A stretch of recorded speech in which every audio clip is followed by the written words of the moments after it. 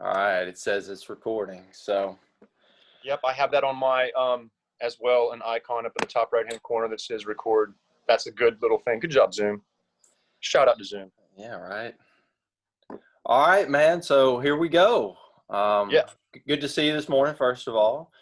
you as And well. yeah, we're going to start it off by talking about why in contemporary America and contemporary culture, and in fact, in the entire world, why it might be important to discuss grace, forgiveness, and redemption. So, in terms of what you see in the world right now, why do you think those three things are important? Well, we have, class and race both going on at the same time. And of course, there's not just one view of all this, right? There's many different lenses to look from, depending on where one is in their socioeconomic condition and what race they are or where they've been brought up culturally, linguistically. That gives them a different view of, things such as the Confederate flag, what it may mean, and the Black Lives Matter, where it is, the empathy from both sides of the aisle. And it is, in my opinion, Joseph, being redefined right now before us in multiple ways, in certain ways, rather difficult to interpret, especially with all the variances of news coming in. And this points to some that you were talking about earlier, about the right attitude with all of this. I'll pass it back to you there, but regardless of where we're coming from, if we have the right attitude about this and caring for others, it's going to get us a lot further than exchanging one form of contempt or hate for another. And that is what I may be seeing a little bit from my perspective as a young man here. I see it's not healthy on either side in either way if we're becoming vain or ill-tempered or frustrated with the other side so much to where we have that contempt. And so, peace in so many ways from our divinity training, trying to get everyone a voice, try to have an equanimous disposition here. No matter what, it's going to be a challenge. What are your thoughts? Well, what you said last week, we were talking, and you had mentioned something about contemptuous energies and contemptuous kind of disposition towards things. And yes, I think this is the trap that all of us, if we're not careful, can fall into. And whenever we start to fall into contemptuous energy, we are, each one of us, losing our own power in a certain sense. And we're actually giving what we may see as the enemy, we're giving them a little bit of a stronghold, because we're giving them their frown brow right back to them, which makes them want to accelerate things or make things worse. So, it's, you don't want to fight fire with fire. And I think that points to this notion of adding a little water to the situation. And I There may be believe, a little, I'm sorry, go ahead, Joey. no, um, well, I was just going to say that this points back to the notion of having some grace for each other and having forgiveness of all of the ancestral issues. Because if you look at any ancestral lineage, if you dig deep enough, you're going to find those skeletons, you're going to find those family secrets, or you're going to find what was very clear. But the point is, there are the sins of the past, and how we deal with the sins of the past is very important. And I think it's uh, not in our best interest to try to pin too much ancestral stuff onto anyone in current times. I believe there, and this is something, we studied quite a bit in our graduate work, Mm-hmm. slavery and religion, the development of early formation of Christianity, colonial and post-colonial. You remember all these talks, the changes of life from the agrarian period onto the colonial period, right? Industrialization. Right. And so here we are now, and we all come from these different roots. You posted something the other day on Facebook that was quite profound and educational to me, and where it was pointing during this situation where Black Lives Matter is being blasted through the megaphone. You pointed out the enslavement of Irish, Mm-hmm. non-black people that were considered subordinate and treated as property and sold, even treated in that article showed to be treated even worse in a lot of cases than the Africans, which later become African Americans. And so wherever let's say you're dealing with a man on the boat that's in shackles, and he's an Irishman, and you have an African, and they're sitting there, they're in a very similar situation. And now jump forward several generations and you're in contemporary America, and one's an Irishman, his father's father's father's father's father, and likewise the African, whom is now an African American. The Irishman can't relate as much to the Black Lives Matter speech, expression, and political movement and agenda, and he may even have a better justified parameter to speak from a victimization state of his early history with his family, or a blame state, right? We talk about the archetypes in the lower energy centers. So to say all that, I was trying to point to, there's a lot of manipulation, Joseph, between, am I a victim or am I to blame someone else? When am I a sovereign? When am I a martyr? Mm-hmm. And in these lower earth energies of us as humanity, there's a lot of wrestling and, and power plays going around. And if you sit with anyone that's very passionate about this, no matter where they're positioned, it's important to hear them and hear where they're coming from.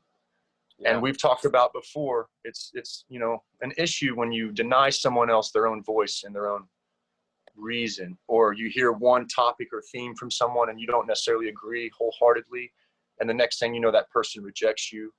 That energy we're talking about, we need to all go to a higher place. And I'm glad you brought up grace and Christianity. It's a very magical thing right now, no matter what side of the aisle where you stand. Let's extend it outside of race for a moment. If you recall the distinctions between womanism and feminism during graduate studies, and I recall in class a few times, as I'm a white Anglo-Saxon Protestant male, a few times in class, a group of the women would say, Nicholas, you really can't be a womanist because you're a man. Well, then the feminist movement, correct me if I'm wrong, which mainly happened in the African American community, correct? Well, not only are you, or is it? I'm not sure about that. In either case, I recall being told that I couldn't be a feminist or a womanist because my race didn't identify with the African American voice of victimization, if you will, or exploitation. And then I couldn't really be, I believe, a womanist. I'll look it up. It's good to study this and research it. Yeah. In either case, it just, I had great empathy for the situation, but because of how I look, I was not embraced in the group to discuss the situation. I was instead put on the outside of it, right, and judged as part of the problem. Right, and in this, I don't remember the distinction between womanist and feminist. All I know is that yes, it's a similar thing that happened in feminism, where all of a sudden, a whole group of people that were allies, that were on board all along. You know what I'm saying? Like all of a sudden we've now been marked as unable to relate and even problematic for the, due to our skin color or our sex or whatever. And this points back to the power dynamic thing and how much people are, we as humans, we get blinded by power. And one thing that I saw recently was this notion of redefining racism, and I will read this to you. It says, and this was somebody posted this, it said, reminder that racism is prejudice plus power. Therefore, you cannot be racist towards white people because white people have always had control in this country. That's not to say white people can't experience prejudice or stereotyping, just that reverse racism is a myth. Carry on. And it's like, all right, first of all, imagine, when we talk about that concept of privilege, imagine being so privileged that your skin color, excludes you from even the possibility of being a racist. Meanwhile, pointing the finger at everything as, or looking through that lens of racism at everything. Now, with the power dynamic, okay, This implies that you got to be the one in power to be racist. Now, I do think there is an element of power in why people do use racism. I don't think one has to be in power to be racist. I think the whole use of racism is to gain power. So in other words, you could have been like a, white slave owner back in the day or something, and you're using racism to continue to gain power for yourself, to pull power, to feel powerful. That said, you can be also not in the power and be racist, because the idea of racism is to gain power. It's not necessarily that you have power. So I see that there is a connection to racism and power, but the whole use of racism is to subhumanize, which subhumanizing in effect elevates one into superiority. So we've got a lot of inferiority superiority thing, right?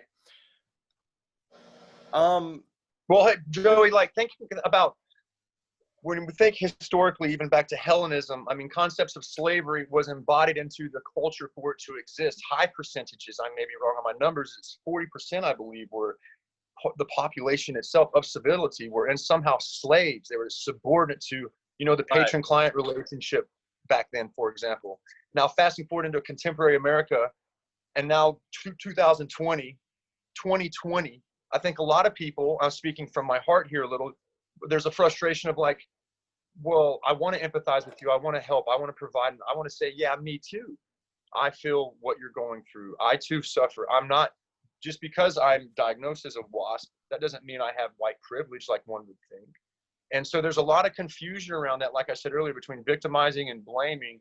And it comes back to the behavior and the attitude and the disposition of one another. And Christian principles are more important and significant in contemporary America than ever before. Like out of the book of Philippians chapter 2, to esteem others higher than yourself, to seek to be of one mind with another. I mean, truly to think about wanting to lift another up, and hope for their well-being, seeing that there's plenty of energy to go around for everyone. Right. So, you were talking about having a voice and giving everyone a voice, and that's one of the issues that we're having right now is mass censorship. And when we have mass censorship on these technological platforms, we're not giving everyone a voice, and that's not fair. And when things aren't fair from either side of the aisle, then what we're going to do is we're going to start going down into our lower energies, and we're going to end up having more physical clashes like we see with the protesting and rioting. Both things happening mixed. It's a mixed bag. It's hard to parse that apart. Now, the other thing, Nicholas, is it's really easy. We talk about the chakras, third chakra, second chakra, base. When you have a certain narrative that's going on, what emotional state that puts someone in, which leads to what actions.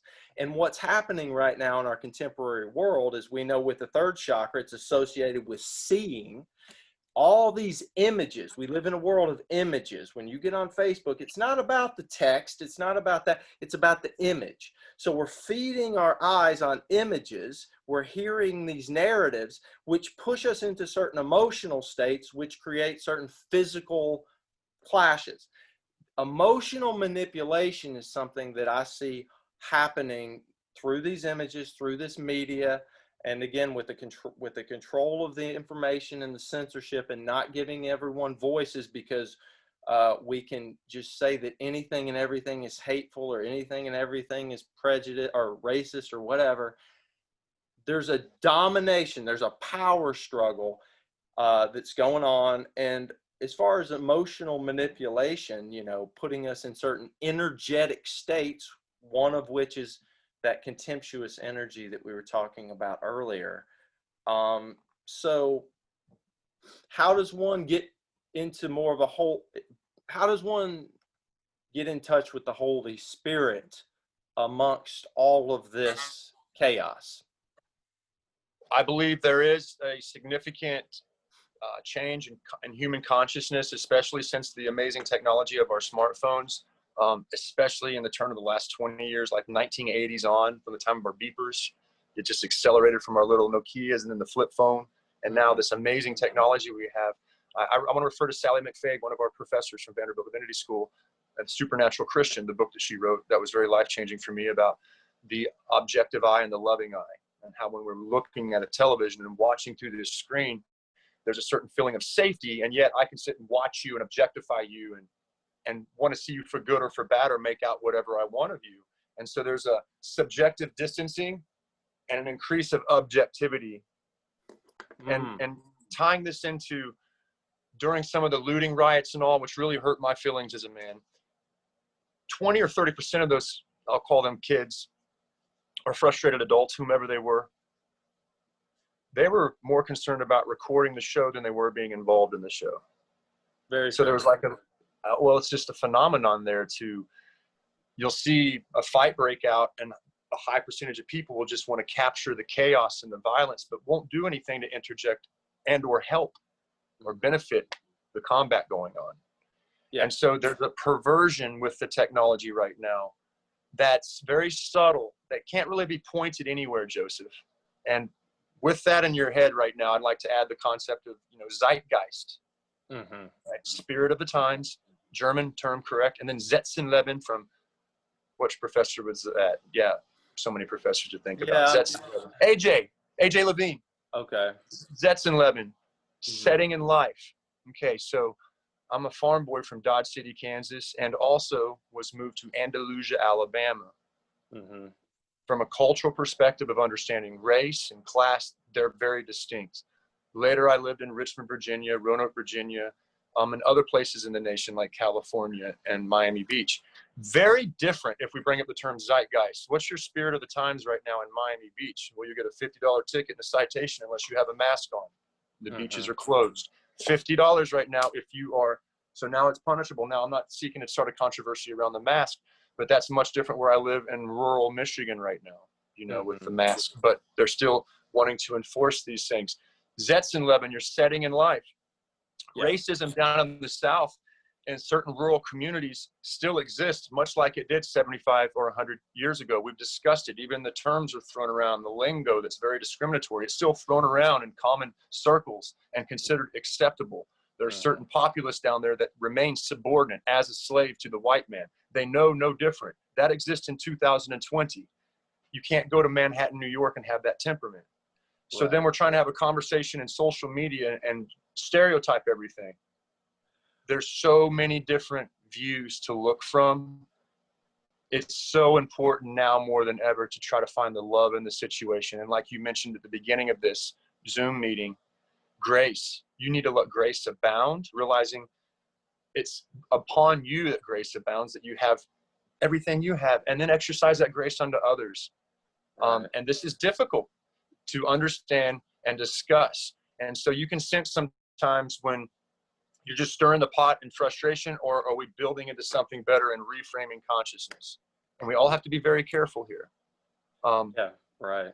So what are we trying to win others over to right now? How are we trying to woo others? We want to make them more with love, with others, with humanity, and exercise the golden rule. And realize there's a lot of subtle, energetic manipulations, both through social media and news and everything going on with the COVID. And everything in our circumstance right now with Black Lives Matter. And in our governance. What do you have to say here, Joseph? We've covered some interesting topics. Yeah, we have. I mean, I think one of the things is, when I moved out to Colorado, you're talking about, zeitgeist and Szetsenleben. Growing up in the South, I was around it. I grew up in the 80s and 90s. I was born in 1978. That's 13 years after, I think, wasn't the Civil Rights Bill in 65, whatever it is. It wasn't that far after. And as I was a kid, I remember hearing little things here and there, racist stuff. And my mother always taught me the opposite. So I was attuned to that negativity. All right. Now, it's much different in the South now than it was 20, 30 years ago. Definitely. You're right. There are little groups, the more rural, the more, you can find it. That said, this isn't the 1960s. This isn't the 1980s. You might hear some little things. Honestly, like things have changed dramatically. When I moved out to Denver, one of the things that was really interesting to me, I was like, you know what? There are no Civil War markers anywhere. You don't see it there, because it didn't happen on that soil. There was Nicely stated. so what I noticed out there was that there is sort of this impression of the South that wasn't exactly aligned with how the South really is. And realizing that how many, if I were to flip this a little bit, how many amazing Caucasians there are in the South that have loved and embraced African Americans for years and years and years, and we're not going to stop. It's not going to stop. And not only that, but how many African Americans now are like, wait a second, y'all can't be acting like this towards average white people. This isn't fair. So it's like I feel that strong Martin Luther King energy, which is very different than, to me, more of that Black Panther energy that is now celebrated because it's power, which comes back to this. Well, we hadn't mentioned it yet, but Marxism and postmodernism. All right, these are the underlying ideologies and philosophies that are spurring this power dynamic, this fighting. And it's like this: everybody wants to have a voice, but you're saying it's like we can't even ally in the right way with folks unless we take a knee.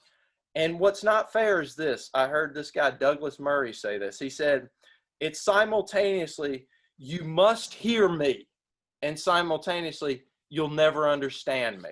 You must hear me, you'll never understand me because you're a man or you're white or whatever. And that's where you're damned if you do, damned if you don't, damned if you say that's the situation. That's called a double bind. And there is no winning in that. And the Marxist postmodern thing is to make it so that the other can't win in a certain sense, because they throw all kinds of it's almost like throwing away the possibility of actually having dialogue and unity. And let's not have the Holy Spirit is kind of how it at least feels to me. Because I don't think that spirit that they're shooting for, that seems like a Holy Spirit, it looks like contemptuous energy to me. It doesn't look holy. So in other words, the message and the faces and the whole thing, the gestures, they don't seem to match. There's an incongruence from my perspective. And you brought up Marxism, which is a topic of interest, semantically speaking, that term even. Very challenging to understand what that is in conjunction with the globalization concepts that's happening in our one world governance movement that we've all been hinted upon and people have suggested and said it's been going on. The Trilateral Commission, there's all types of things that have been going on for quite some time that we're not really informed about. There's ulterior motives going on from the upper echelon elite. And they have to have, certain teachings say they have to have this mass population that's filled with inferiority and almost a slave class. And so back to this blame shifting and victimization or spiritual drudge. I mean, from this conversation today, and we said in this meeting that we were going to start being more about current events and not just our, academic teachings on different stage faiths or whatever, but current events and how they're applicable to, now and why it matters. Our conversation today has brought me into understanding the lower four energy centers, the base, the sacral, the solar plexus, and the heart. And to make a dichotomy within each, Joseph, here, to just help us see, in the base chakra, we can either be filled with fear or we can exercise reverence. And when we exercise reverence, that goes to a different place than fear and behavior, fight or flight. Right. And a lot of the looting and things of that nature that went on might have been because there was a lack of reverence that is either installed and taught in our youth and some of our leaders, or just never known how to exercise it at all. Reverence instead of fear. And this fear, a lot of it. And then that next stage development here of, what is it, the martyr or the sovereign in the knowledge center, you're going to remain ignorant and lack knowledge, or you're going to gain knowledge about something.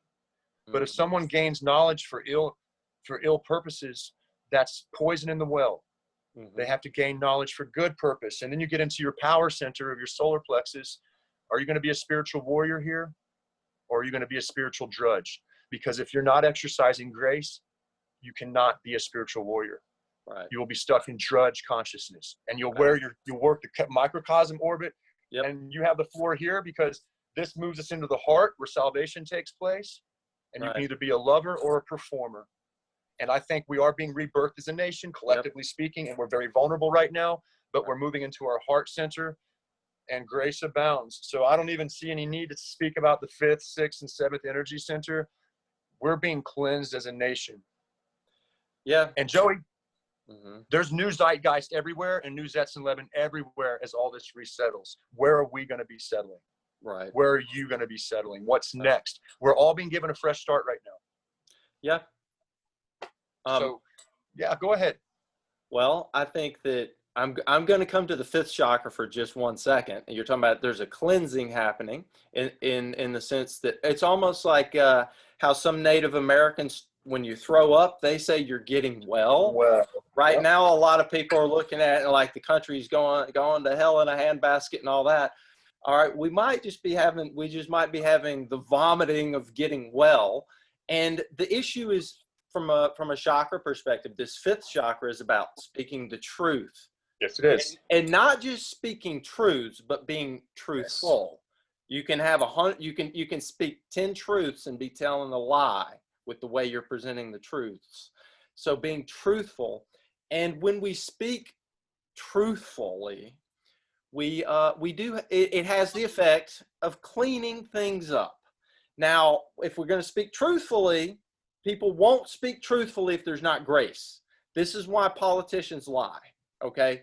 If they can't admit errors, if they can't do something wrong and be human, because they are humans, even though we hold them to a high standard, and we should, we have to let some grace even upon our politicians. We have to give them some grace. And what happens is if the media is telling lies, misusing truths, or creating purposeful falsehoods, they're creating illusion in the 6th chakra, which does not give us rest in our crown. We have got to figure out our hearts. And to me, the ultimate question is this. All right, if you look around the world and you see oppression and you see racism, if that's your lens, if that's what you see, tell me, how do you redeem all these alleged racists? Real or not, how do you, what's the path for forgiveness? What is the path to redemption? Because if the answer is just to exclude everybody and throw them into the trash and the pits of hell, then you're just gonna have constant warfare, and you're gonna have fear, like you were talking about. And it makes me think of a guy named Derek. I can't remember his name, but he was an African-American man. He's embraced the Klan people to change them. And so many Klansmen have changed because of this African-American man. And he's the one, he did it right. He did it right. He didn't go to them and be like, you dumb, ignorant morons, you deserve terrible, whatever. No, he tried to see if there's one bit of good in a person, you don't want to throw away the whole human. And what the world is doing is trying to find one bit of dirt and throw the whole human away, right? So, well, Joey, I think you're speaking of emotional manipulation. And you brought up the heart chakra. I'm not going to say it like you and your yoga training. Manipura, the name, the yogi of the. I think it's Manipura. I knew I wouldn't say it right. Yeah, all good. Well, English manipulation, from some of my reading of the energy centers, the heart in a positive way here, just like you can exploit something in a positive way, being generative, not exploit doesn't always mean negative. Manipulation is a matter of the heart. The heart manipulates. It's going to manipulate its chords and try to make sense of things and connect community. influence, manipulate. We're in a semantic thing. Manipulate. It feels more negative than influence or persuade or guide in a certain direction. So, but that's what the heart does. Yes. Thank you for that distinction. It is a semantic issue. We've had this talk before. Right. And so matters of the heart is kind of where we are. And these other energy centers need to be balanced in reverence and a proper knowledge, and then an application of one's power spiritually and not becoming a drudge. And then the heart opens up. Why am I bringing this up right now? Because you brought up the truth speaking. We have to speak the truth and cannot be the masked self. The entire system just, right. Yep. It won't work unless our design won't allow it to happen. And we can't just be performing with our cell phones. We can't. And brother, we got to be lovers. We got to be lovers.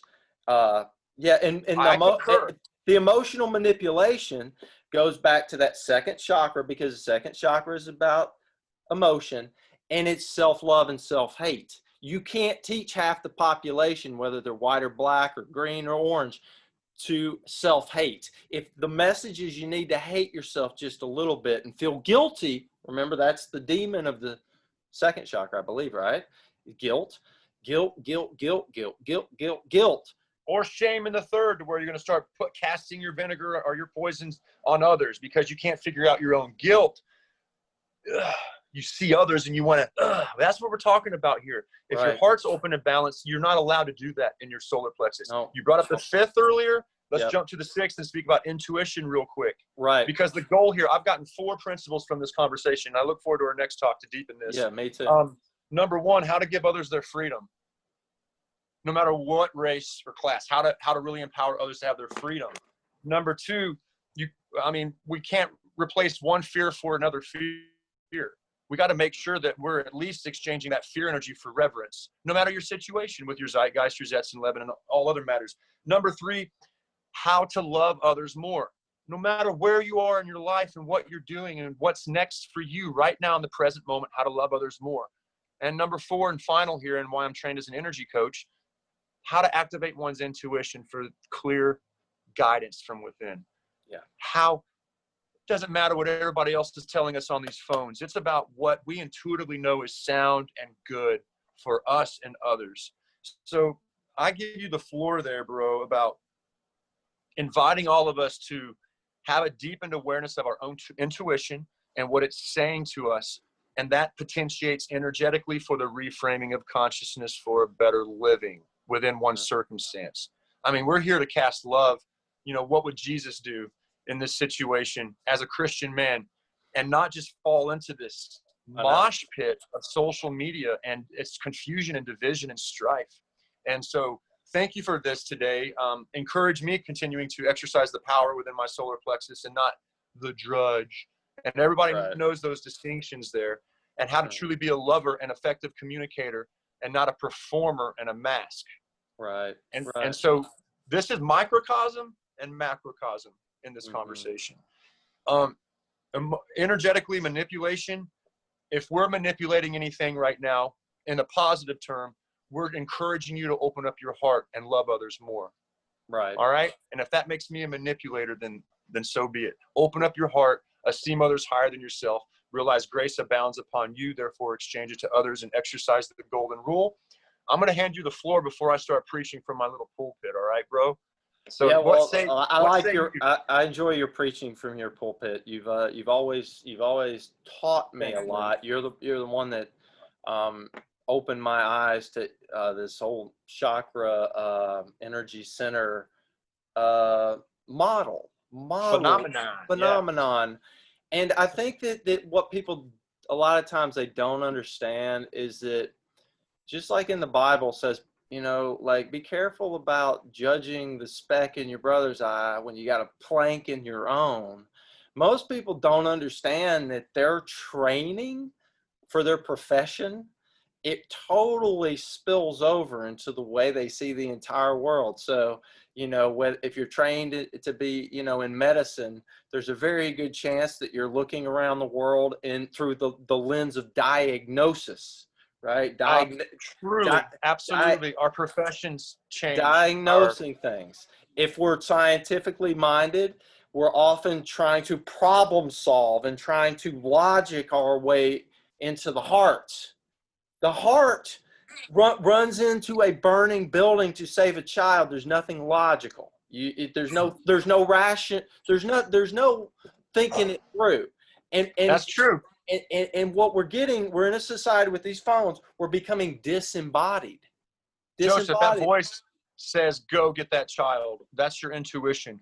And you don't say, what do you say? And before you know it, the voice speaks so loudly in an emergency situation like that, you're going and you're not even aware you're going.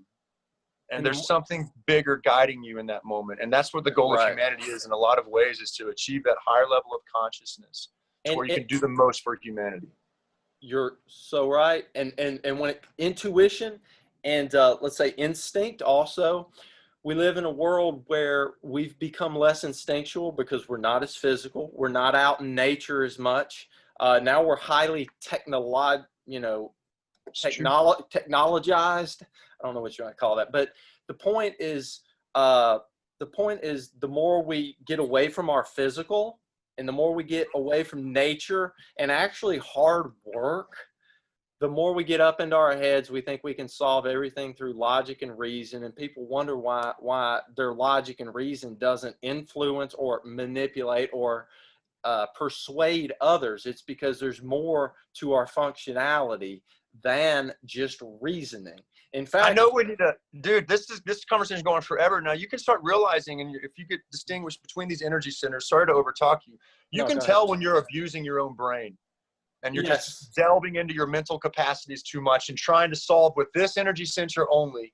You can tell when it gets versus being in the whole body. You're pointing to being in the whole body. I think we're responsible here, Joey, in the future to reframe social media and the use of technology for our good, and make opportunities arise around it to where even more effective things can be holistically exercised. We can do more things more amazing with this smartphone, but we can't let it become an idol. It's part of us. And so same thing with our brain, bro. And you have the floor here, man. The brain is a byproduct to help the soul. The soul is not a byproduct to help the brain. Right. And early in my theology, I had men, colleagues, academic colleagues, and professors that would try to prove otherwise. They would try to prove me wrong on that. Yeah. You understand there's a big distinction there on where you go. And so heart and soul all the way, and realize the brain and the mental cognition and thought and aptitudes are a skill set, a tool, and a byproduct for something else going on. Yep. And every tyrannical person, every tyrannical regime, they've always had their own logic and reasoning for why they do what they do. They've always had their own, system of trying to understand things. And one of the things that I've run across recently, it's very hard to criticize or point out, let's say, the shadow side of any sort of system of knowledge, whether it's the medical community's system of knowledge and the way they understand what we call diseases, or whether we're looking at Eastern medicine and how they understand imbalances in the bodies, whether what I'm getting at is there's systems of knowledge, okay? And whenever we start trying to, we get the finger and the moon mixed up. The Buddhist thing where like you're pointing to the moon and you're saying, there it is, there's the transcendent thing. And then the students are looking at your finger instead of the moon. Don't confuse the finger with the moon. Don't confuse the model with the reality. Okay. The map is not the territory is another way we say that. And the more we put the map as the primary instead of the secondary, the more we're actually abusing the very systems of knowledge we create to help us understand the world around us. And I feel like that is very, very important, because you do hear a lot about science denying and ignorant people like not believing science and medicine. And it's like, hold on now. Let's back up a moment, Well, Joey, you know good and well in your academic training, especially at Vanderbilt, while we were required to do all that reading and all those diversities of authors and opinions and theses, there were certain people that you just immediately was like, I'm not I'm not agreeing with what you're spitting out there, bro, about historical Jesus or whatever else. I can't really read you in depth. And there's other theologians you read and you're like, I love what this guy or this woman is saying. Mhm. And so we had our own filtration process during our academic training in the same methodological academic. It was almost a pedagogical thing that we went through, a certain way of teaching that we were taught. And so we came out different than what we entered in. And we are now a byproduct of that with unique skill sets, just like a physician that's a doctor, you know, or any field of study, Right. an engineering school, Owens Business School of Management, wherever you were on campus in any university, you come out different because of that academic training. You're then Right. committed to that, and you're going to become a byproduct of what you chose to mentally absorb. Yep. And that's where you got to kind of choose which Kool-Aid you're going to drink when it comes to Western medicine. Someone that has devoted a decade to Western medicine and study of pathology or anything like that versus someone that's in the Eastern models Mhm. come out completely different people. You could have identical twins go and they each study one of those and they'll come out completely different. And that to me is like where intuition needs to center in on each of us where we are and build for a better kingdom and not see the poison in the well everywhere. Right. Yep. I'd like to close right around there, man, because I feel like I'm going in a loop with some of it. I had one more point that I'm trying to bring to surface right now, and you have the floor. Go ahead. Well, I would say this too. What from intuitively, what is it that what's at least some semblance of some solution? Okay. Um, I think that we've got to be mindful about our eyes, where our eyes go, what is going into our eyes, what is going into our ears, because it's going into our hearts, it's going into our emotions, it's going into our actions, it's going into our narratives and all that. And what we're putting in our eyes and our ears is affecting us. We tell children this. We know that True. we know that we don't want young children like watching pornography. We don't want young children watching too much violence because we know that it affects the system. And yet we'll put this stuff in our eyes and our ears if we're not careful, and it will affect us, and we won't realize that Hey, subconsciously it's controlling us if we're not careful. So what do we need to put? My light bulb is, what do we need to put in place of it? You know, that's a good point. I'd say seriously. I'd say that one thing we need to do is we could immediately close our eyes, go into the void for a moment, meditate, pray, get out in nature, get away from the screen. The screen is kind of the new control mechanism. Slavery is two different sides of a coin. One side is with chains and through overt force, and you don't want it, and somebody's forcing it on you. The other type of slavery is you're asking for it. It's pleasurable. It's seductive, and you're like begging for it, right? And it controls you. There's two types. Well, we know there's many stories You in get what I'm history saying? that you cut out a little bit, but there were many slave communities back in the day that were actually happy in their way of living, and they were not being exploited by the plantation, for example. Maybe not the majority, but there were situations where there was a coexisting family of fulfillment. I did just have my thought remembrance of what I wanted to bring up. We're talking about all these different fields of study and discipline, whether you're an engineer, a divinity student, a businessman, a lawyer, a physician, Right. and you have a certain skill set of influence and specific knowledge that has sharpened you into a specific profession and made you a certain way. Well, and that's in graduate work or PhD work and not just your baccalaureate usually. Well, each of us have our own little circle of awareness. Mhm. And those little circles, I'm hoping we can homogenize the circles. And that's my divinity training. And that irritates people. I think a lot of people need more of the exclusive distinguishing categorization and labeling and dividing them to where their mind can make sense of it. My overwhelming academic training makes me want to everybody hold hands and get along. And it pisses people off. But I'm now wired that way professionally. I can't change that. Even when I seek to exercise exclusivity, I'm still very inclusive.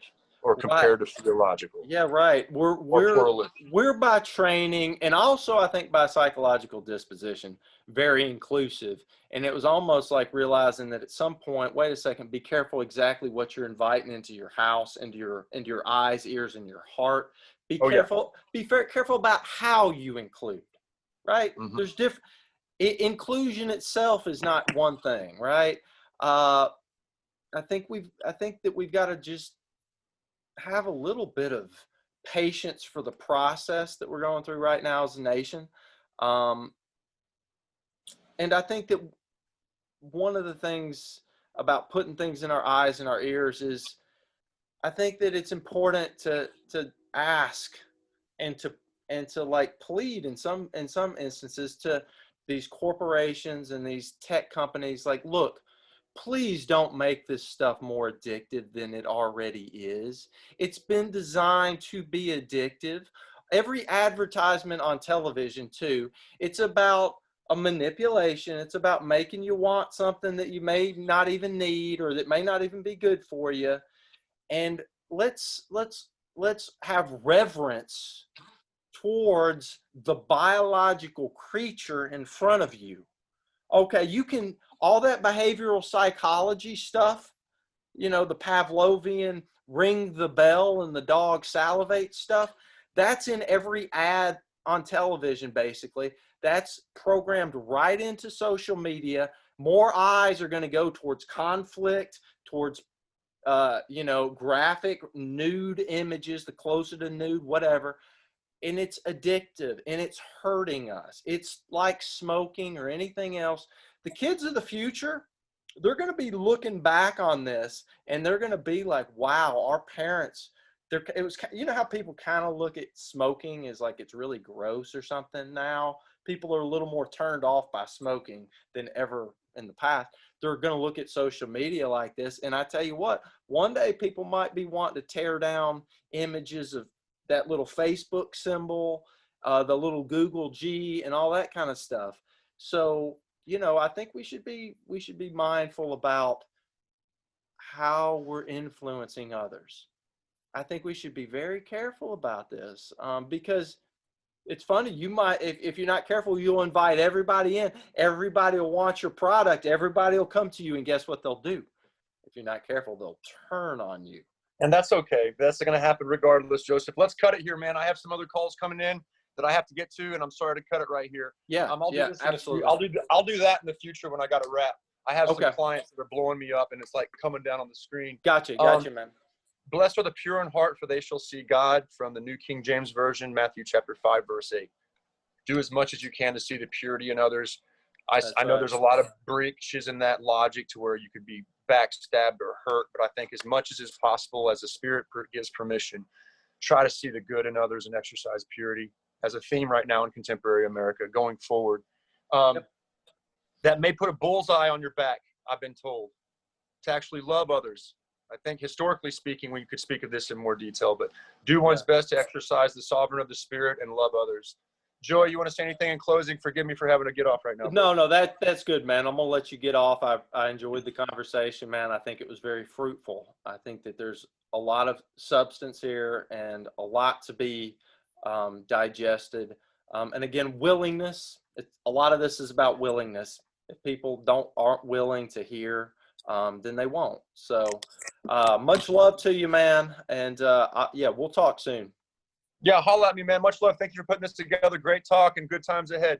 Absolutely, bro. Cheers, man. Peace, man. Much love.